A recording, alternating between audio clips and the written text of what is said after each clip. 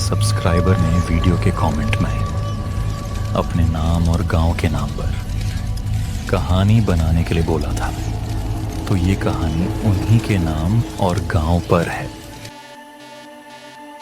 गांव का नाम था चुड़ैलगंज। यह कोई साधारण गांव नहीं था। दूर दूर तक इसकी खौफनाक कहानियां मशहूर थीं।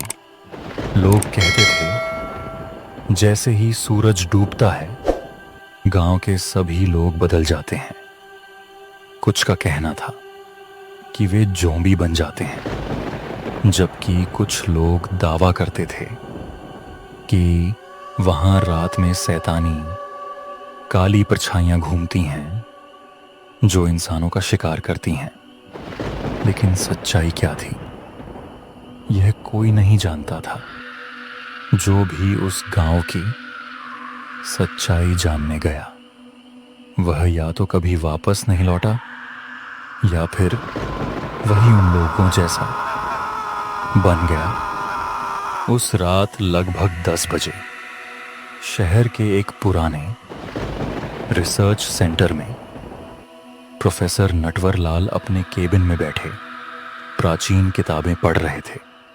उनकी मेज पर चुड़ैलगंज से जुड़ी कई फाइलें खुली पड़ी थीं।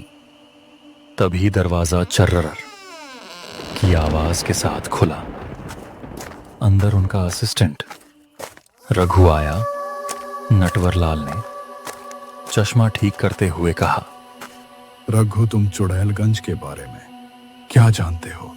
क्या है वहां की असली कहानी? चुड़ैलगंज का नाम सुनते ही रघु के चेहरे का रंग उड़ गया। उसके माथे से पसीने की बूंदें टपकने लगीं। उसकी सांसें तेज हो गईं। कुछ पल तक वह चुप खड़ा रहा, फिर कांपती आवाज में बोला, सर, उस गांव का नाम मत लीजिए। मेरे दादा वहां रहते थे। उन्होंने जो कहानी सुनाई थी उसे सुनकर आज भी मेरी रूह कांप जाती है। नटवरलाल उत्सुक हो गए। बताओ रघु, आखिर वहां हुआ क्या था? रघु ने गहरी सांस ली। करीब 100 साल पहले चुड़ैलगंज एक खुशहाल गांव था। वहां के लोग खेती करते थे और बहुत सुखी थे। लेकिन गांव के बाहर एक पुराना श्मशान था जहां एक तांत्रिक काला जादू करता था। कई लोगों की बलि दे चुका था, फिर भी काली शक्तियों की देवी को प्रसन्न नहीं कर पाया था। एक रात उसने देवी को प्रसन्न करने के लिए भयानक अनुष्ठान शुरू किया, लेकिन अनुष्ठान बीच में ही बिगड़ गया। उस रात आसमान लाल हो गया, बिजली लगातार चमकने लगी और श्मशान से हजारों चीखें सुनाई देने लगी। अगली सुबह तांत्रिक तो गायब था, लेकिन गांव बदल चुका था। नटवरलाल बातें ध्यान से सुन रहे थे। रघु बोला, उस दिन के बाद जैसे ही रात होती गांव वालों की आंखें लाल हो जाती। वे किसी अनजान शक्ति के वश में आ जाते। जो भी बाहरी व्यक्ति गांव में रात बिताता सुबह उसकी सिर्फ हड्डियां मिलती। यह सुनकर कमरे में सन्नाटा छा गया। तभी अचानक धड़ाम, केबिन की खिड़की अपने आप खुल गई। ठंडी हवा का झोंका अंदर आया। दोनों चौंक गए और तभी खिड़की के बाहर अंधेरे में 2 लाल आंखें दिखाई दीं। रघु डर के मारे चिल्ला उठा, लेकिन अगले ही पल वे आंखें गायब हो गईं। नटवरलाल ने फैसला कर लिया, तुम जो कहानी सुना रहे हो वो किताबों से अलग है। इसका मतलब ठीक से सच्चाई किसी को भी नहीं मालूम है। मैं चुड़ैलगंज जाऊंगा और सच्चाई का पता लगाऊंगा। रघु एकदम घबरा गया। सर मत जाइए, वहां मौत आपका इंतजार कर रही है। लेकिन नटवरलाल नहीं माने। अगली शाम दोनों चुड़ैलगंज पहुंच गए। गांव में अजीब सन्नाटा था। सभी घरों के दरवाजे बंद थे। कोई इंसान दिखाई नहीं दे रहा था। ऐसा लग रहा था जैसे पूरा गांव मर चुका हो। लेकिन तभी एक बूढ़ी औरत रास्ते के किनारे खड़ी दिखाई दी। हाथों में बैग ले हुई थी। वह धीरे धीरे बोली, कहाँ जा रहे हो बाबू? सूरज डूबने वाला है, भाग जाओ वरना वे जाग जाएंगे। बूढ़ी औरत की आवाज सुनकर नटवरलाल और उसका सहायक रघु एक दूसरे का चेहरा देखने लगे। बूढ़ी औरत तेज कदमों से अपने घर की ओर बढ़ रही थी। जाते जाते वह बार बार फिर पीछे मुड़कर देखी और बोली, चले जाओ बाबू, चले जाओ।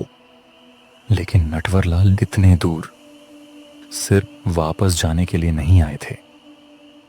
उन्होंने रघु से कहा, हम इसके पीछे चलते हैं, शायद यह कुछ जानती हो।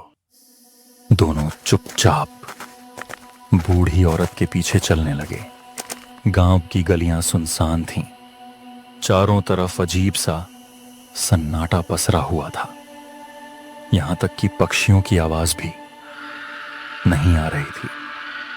कुछ दूर चलने के बाद बूढ़ी औरत एक टूटे फूटे कच्चे घर के सामने रुकी।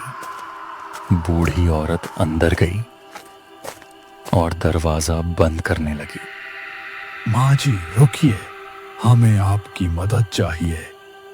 बूढ़ी औरत कुछ पल तक उन्हें घूरती रही, फिर धीरे से बोली, अगर जान प्यारी है तो अभी गांव छोड़ दो। नटवरलाल ने पूछा, आखिर ऐसा क्या होता है यहाँ रात में? यह सुनते ही बूढ़ी औरत का चेहरा पीला पड़ गया। उसने कांपते हुए दरवाजा खोला और दोनों को अंदर बुला लिया। घर के अंदर बहुत अंधेरा था। एक कोने में मिट्टी का दिया जल रहा था। बूढ़ी औरत ने खिड़कियों पर मोटे कपड़े डाले हुए थे।